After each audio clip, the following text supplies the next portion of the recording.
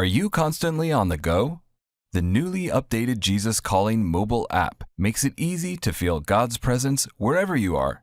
Read devotions and scriptures, purchase products, take notes, and so much more. The app is available for purchase on both Apple and Android. Download it today. My mother had a saying. She used to say, it's not where you live, it's how you live. She just instilled in us that we could do big things. We could go to big places, and we just have to keep the Lord first. And I know that's where my grit and optimism comes from. I just rely on God. It's as simple as that. Welcome to the Jesus Calling podcast. All of us have faced times in our lives that felt like battles. Maybe you've had moments of disappointment and pain where you felt like no one understood you or you had no support system.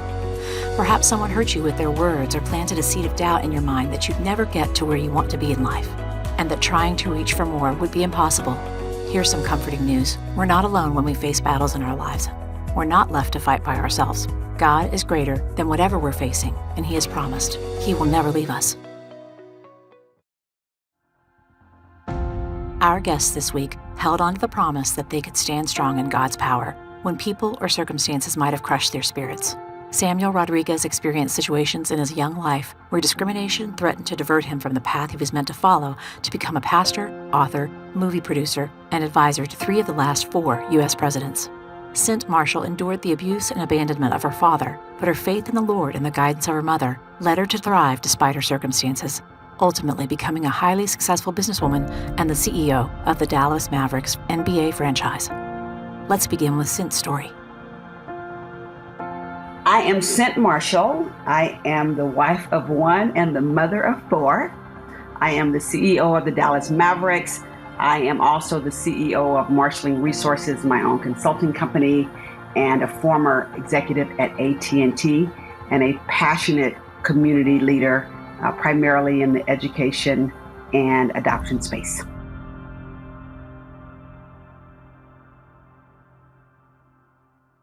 My parents left Birmingham, Alabama when I was 3 months old. They made a decision to move out west and get out of the Jim Crow segregated South. And so my parents moved to the San Francisco Bay Area. We landed in the Easter Hill public housing projects. And I have 3 sisters and 2 brothers. So my mom and dad. So the 8 of us were in a 4-bedroom kind of deluxe unit in the projects. And I actually think I had a good childhood. Some people hear about some of the things that I experienced with domestic violence. My mother was a victim of domestic violence. Many of her children, including myself, were as well at the hands of my father. When I was 15, my father broke my nose when the summer after my mother had told him they were going to get a divorce. And I remember when we came back to our deluxe unit in the project, and he had taken just about everything. My mother kept me very focused, as she kept my brother and sister very focused as well, because there were 3 of us still at home. And I went back to school with that brace on my nose. And it was a pivotal point in my life because 3 teachers and a principal embraced me, embraced my mother, which is why I just truly love educators to this day. They embraced me and got me involved in all kinds of activities. And kind of the rest is history. I got all these scholarships to the college of my choice. I chose the University of California at Berkeley. And not because it's the #1 public institution in the world, but because it was close to home. And of course, I witnessed a lot of things growing up. I call it the good, the bad, the great, and the ugly. But fortunately for me, I had a mother who put 2 books in my hand at an early age, a math book in one hand and a Bible in the other, and told me if I kept my head in these 2 books, I would make it. My mother and these people in my life taught me the meaning of 4 words and taught me to focus on 4 words. And I still live by those: dream, focus, pray, and act. So I had some pretty big dreams. I remember my 6th grade teacher, Mrs. Patricia Rosen. I was a student of the month. She would always take the student of the month on a trip on a Saturday. And I have vivid memories of her taking me to San Francisco, and which was across, the Bay Bridge, and then to Zim's Hamburgers. It was the first time I had a big medium rare hamburger. I didn't even know you could, make hamburgers like that. And she took me to see My Fair Lady. So the first time I had been in a big theater and all that. And just the trip to San Francisco across the bridge, being in that restaurant with her, going into that big theater with the big curtain, and I can still see it. It was just a world that I had never been in. And so then I was like, okay, I want to be Miss Rosen. Okay, so she was just exposing me to all kinds of things. And what she told me when I told her I wanted to be like her, she says, no, you're going to be you.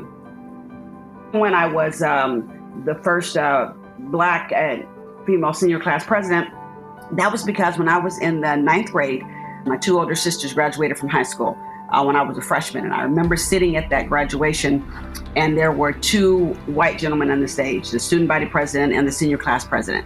And so I asked my mom at the graduation, I said, can Black girls be up on the stage? Can Black girls be senior class president and student body president? And she just looked and she said, yes. And I said, I can do that. She said, of course, you can do whatever you want to do. I always saw myself as the person to help everybody and to provide resources and to be there for people. I remember a prayer that I had as a teenager when I started college.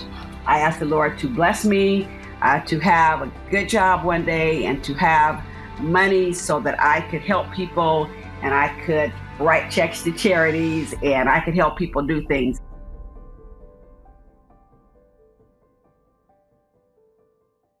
So my first big job was supervising operators. And I was 21 years old. Most of these operators in my particular group, they had 30 plus years, most of them with the company. And so I walked in and I let them know, which I let them know the obvious. I don't know any of this. Okay. I've never worked here before. I'm fresh out of college, but my job was to serve them. And so I needed them to help me learn the job. And I would, be their advocates and make sure they had a great work life. So that's how I started out at 21 years old.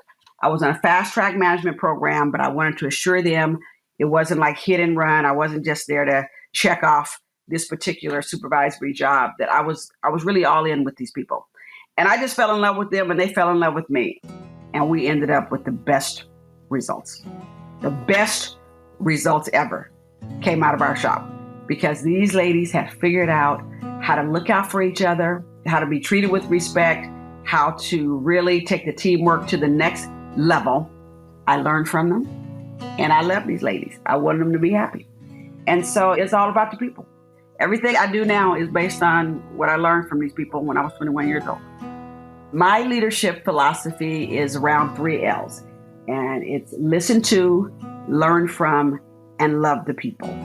I have realized just in my time as a leader, and I kind of realized it early on when I started with the company, with AT&T, that if I truly listen to the people and listen, there are different levels of listening. But if I listen at the level where I'm truly trying to understand, okay, not listening to respond, not listening to argue, not listening to form, my counterpoints, but truly listen to people, not just hear them, listen to their needs, listen to what they want, listen to their desires.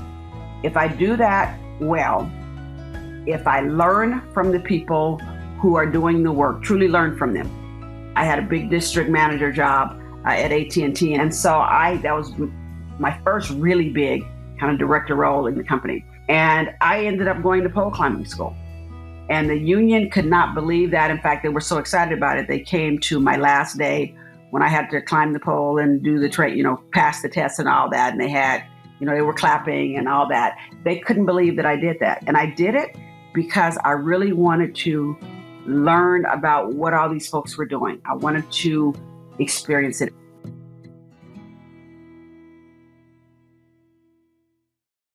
When I joined the Mavericks, it was as a result of getting some text messages and a call from Mark Cuban, who I did not know at the time. Please don't judge me, but my husband had to tell me who Mark Cuban was. And so he knew that I had done some work at AT&T, was a leader there and had worked in a lot of different jobs, and my name came to him. Highly recommended as someone who could probably help him address his culture and lead his organization on the business side. And he was very sincere and genuine about wanting to change the culture and address the issues that he knew of, but he knew that we needed to dig more into it. The NBA had an investigation underway. Of course, after I joined, we ended up doing our own investigation as well. But what I told Mark I would do is pray about it, because I didn't know anything about the business of basketball. This was about 9 or 10 months into me starting my consulting company and doing the work I was doing with Dow and getting ready to pick up some other big clients. And so my business was going extremely well, and I was very, very happy. But the week before Mark had called me, my husband and I had decided we were going to move actually back to North Carolina, where I had worked for a few years. And I know what it was the Lord just told us to call off the house move. And we didn't know why. We truly didn't know why. And so then when Mark started talking to me, and I said I'd go home and pray about it. And then when I was leaving his office, these two women stopped me and started telling me their stories. And they were just pleading with me to come and join this team and lead them. And I just started thinking about the fact that we had called off the move. Maybe this was the reason. I had written a blog and posted it that morning about impact. And it was because these teenagers were protesting in Parkland, Florida about gun violence because of what happened at their school. And then the Reverend Dr. Billy Graham had passed away that morning. And of course, so I'm looking at these teenagers and this 99-year-old, and I'm thinking about both this group of teenagers and this preacher who had a great impact. And so here I found myself smack dab in the middle age-wise and thought, what impact am I going to have? I came home, I prayed about it. I thought about the fact that the house move had been called off, and it all came together to let me know, yes, this is the next move. This is where the Lord wants me to have impact right now. I don't know for how long, but this is what he wants me to do. And so the next day I came back to meet with Mark, and I was in the building for 3 hours before he even knew that I was in the building. Because when I walked in, people just grabbed me, they took me in a conference room, and they were just filing in one by one, two by two, just telling me different stories. And so I knew I had made the right decision. So that's what happened. And basically the way, there's a recipe. I didn't transform the Dallas Mavericks. I think our whole team did. Because our recipe was, we laid out a vision that said we would set the global standard for diversity and inclusion in the NBA. We had changed out most of our leadership team. And so we went from no women or people of color in permanent leadership positions to 50% women and 50% people of color. So our workplace promise is every voice matters and everybody belongs. And so that's what we established. And so every day we try to just get better and better. I mean, we are not by any means perfect, but at least we are not the organization that we were 4 years ago. And that is a credit to all the amazing people who work at the Dallas Mavericks and who decided they would be all in on this. So I'm very blessed to lead these people. We're all equipped to face the adversity and the unexpected things that come into our lives.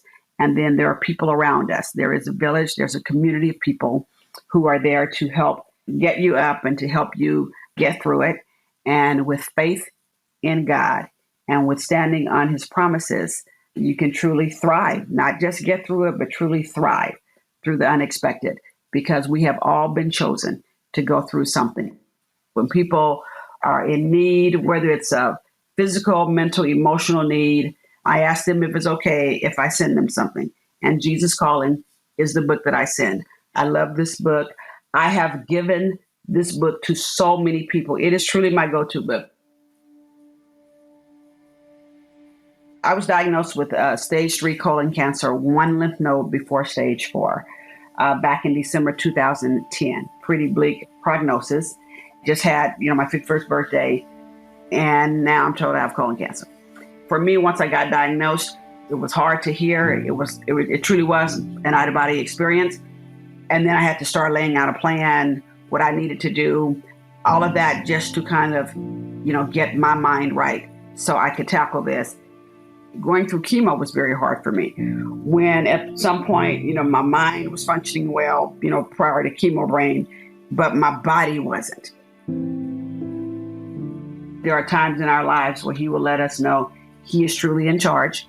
And when he brings us through it, we can't point to anybody else, because there is no doubt that he brought us through it because he had a plan. It was not easy to yield at some point just because of physical weakness. it's easy to just kind of give up because you just have to pass out. But mentally, it's hard not to be in control. And so I let him be in control, and then I'd let him guide my steps on, what was the plan. It was a horrendous battle for me, but thank God I made it. It was extremely hard not to be in charge because I've always had a plan. And so I learned a very valuable lesson about, even with the skills that I have, what I'm equipped to do, the talents that I have, the success that I've had, all of that it all came from him, and he is in control. And still things do happen. And that's one of the life lessons that I've learned is bad things do happen to good people. And so we have to accept adversity and never give up and let the Lord guide us through it. It's good for me that I can just know that one day all the trouble will be worth it. One day I will see him face to face. But even before then, I can just turn to him right now, knowing that he is a very present help in my trouble right now. It's good to have that kind of reassurance that I don't have to fight my battles myself, and that I don't have to travel the tough terrain alone, that I have him with me every step of the way. You can find Cynt Marshall's book, You've Been Chosen, wherever books are sold. Stay with us for Samuel Rodriguez's story after this brief message.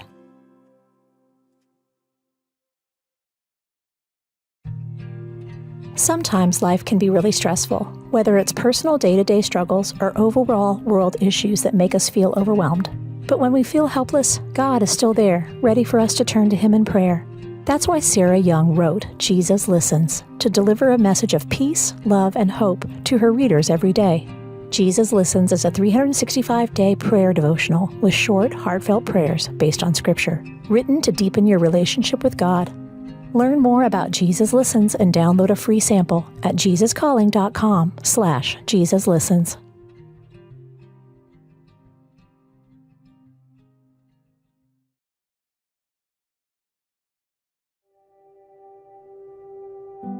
Samuel Rodriguez wears many hats: pastor, author, movie producer, and advisor to 3 of the last 4 U.S. presidents. He shares about the struggles he faced as a young high school student when discrimination reared its ugly head against him, and how he drew strength from his family's resolve to not be defined by what others thought they could do or be, instead relying on the truth of God's promise that everything is possible for those who believe. Samuel Rodriguez, lead pastor of New Season Church in Sacramento, California, president of the National Hispanic Christian Leadership Conference, movie producer, author, evangelical Trekkie, and diehard Yankee fan.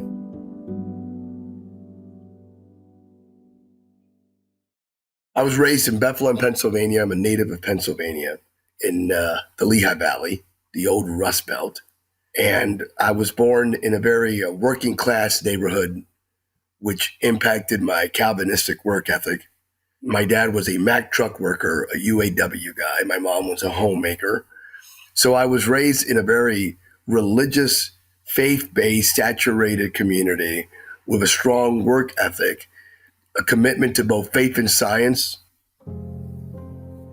High school, sophomore year, I had a meeting with my guidance counselor who looked at me, and in spite of the fact that I was enrolled in a number of honors courses, in spite of the fact that I demonstrated throughout my educational journey in elementary, middle school, and my early years of high school, a commitment to both mathematics and science.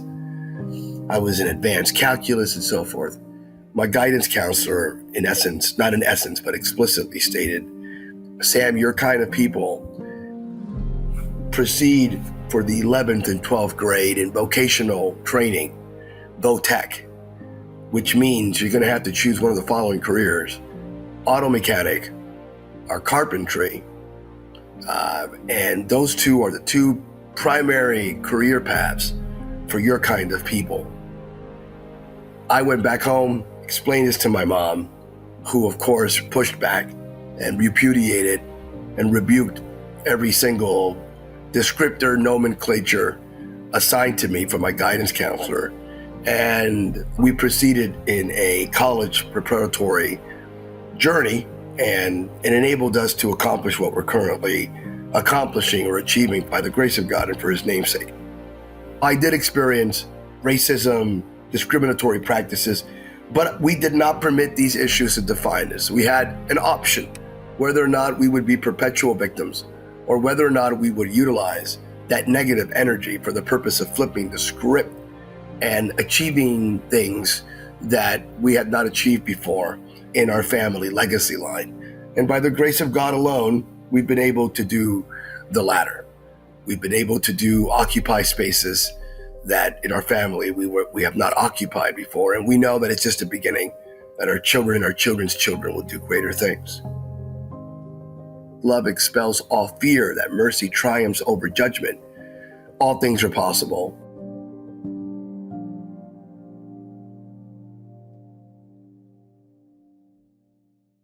The National Hispanic Christian Leadership Conference is the Hispanic Evangelical Association.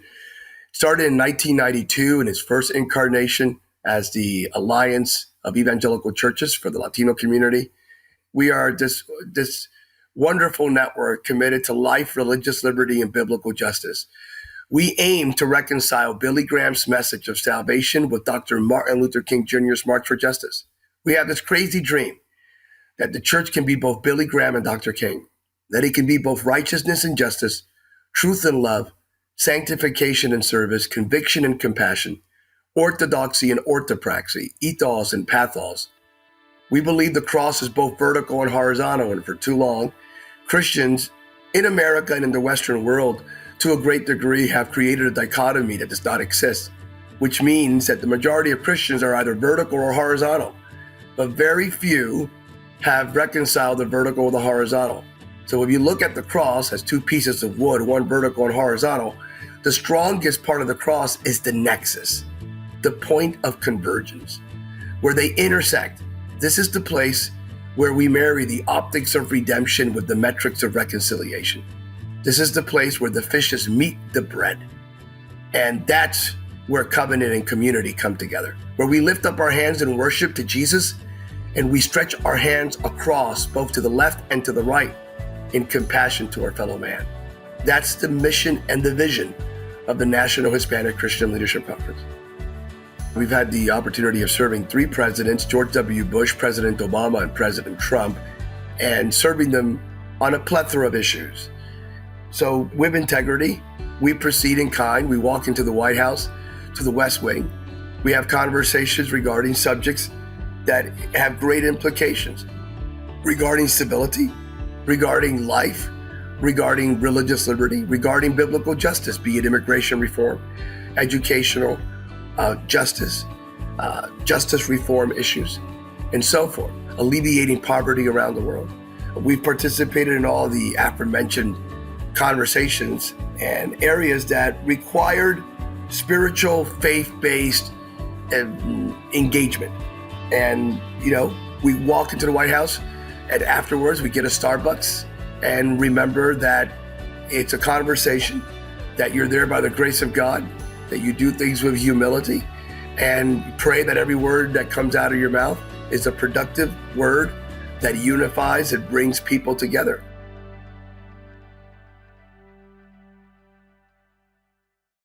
Daily prayers and devotions are an integral part, if not the most critical part, of who I am and what I do. It is a beautiful exercise that I engage in every single day. And in full disclosure, without that exercise, without prayer, without devotions, I can't continue that day. So every single day, pray the Word of God, listen for His voice, which more often than not comes to you in a very still, small voice, a whisper. I'm praying for three things. It's 1 Peter 1:16, God make us holy. John 17:21, God make us one, which is a unity. I'm asking for a prescription of reconciliation. Unity in the church and unity in society, bringing people together. And the last one is Matthew 5:14-16, God make us light. So make us holy, make us one, make us light. And I do believe that's the chronological order. And by holiness, I mean just living out the fullness of the finished work of Christ through his doing, through his Spirit. It's not what we do for God, it's what God already did for us. And God, make us holy, make us one, bring us together. We do great things when we come together, and make us light. I don't want us to, in perpetuity, whine about darkness or about the dark days we're living in. Luke 1:37 is the passage that guides me every single day. There is nothing impossible for God. Another version reads, the word of God never fails. Another version reads, there is nothing that God cannot do. And because my trust is exclusively in him, we have been able to see these assignments and these appointments. In mobilizing the Hispanic Church in America, over 42,000 churches in our network with 30 chapters, and by the grace of God, serving in an advisory capacity to 3 U.S. presidents, in producing multiple films with major studios in Hollywood. We understand this is all by the grace of God. And if we walk with humility and integrity, if we open doors for those that follow us to do greater things, if we don't drink our own Kool-Aid and understand that these are opportunities to expand the kingdom of heaven here on earth, to amplify a message of hope and mercy and love and truth and grace to a very broken world. If our commitment is to be light in the midst of darkness and not just whine about the darkness, these doors will continue to open. And here I am today, by the grace of God, with that corresponding assignment. To learn more about Samuel Rodriguez and his work, please visit pastorsam.com. If you'd like to hear more stories about advocacy, please listen to our episode with Dee Dee and Greg Lehman.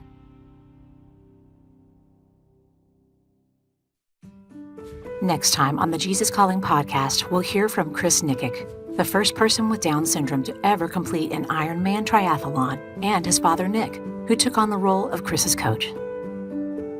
I view it as our responsibility, as our gift from God, to be responsible and accountable to helping our children become the best they can be, to teach them the things we can teach them, to encourage them, to inspire them.